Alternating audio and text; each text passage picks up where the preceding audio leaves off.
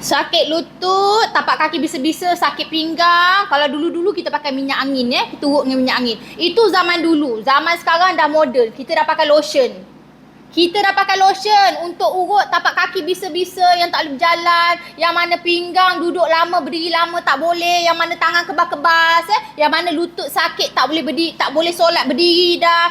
Terutama acik-acik, makcik-makcik ataupun pakcik-pakcik tu ataupun kakak-kakak, abang-abang. Tapi yang muda-muda pun sekarang. Lagi satu paling best, dia bau wangi Tak adalah bau macam minyak angin, nak pakai siang-siang hari pun segan. Yang ini tak ada.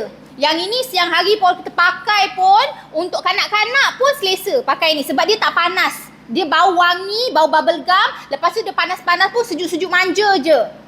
Nak sapu kat kepala pun boleh. Ini standby kat dalam handbag. Nak naik kapal terbang tak ada masalah. So acik-acik kan letak dalam handbag, dia tak tumpah. Ini lotion. Ada 100 ml ni, 100 ml, beli dua. Jangan beli satu rugi. Beli dua, Kak Jura bagi free lagi satu, dapat 3 tube terus. Okay? Sama ada boleh beli dekat website. Sekarang kita dah ada website. Tapi kalau rasa-rasa macam tak reti juga nak beli kat website, boleh terus tekan WhatsApp tu je. Boleh terus tekan button WhatsApp tu, insyaAllah. Kita akan respon dan boleh beli daripada situ. Ada COD, jangan risau.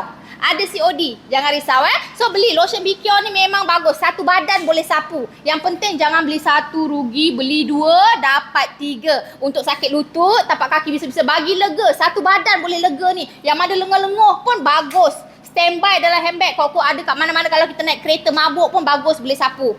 Yang penting sapu pinggang pun boleh, atas depan ke, kalau kata sebu pun boleh sapu. Sedap bau dia, bau bubble gum. Boleh cuba. Beli dua dapat free satu, dapat 3. Boleh beli kat website, tak pandai WhatsApp.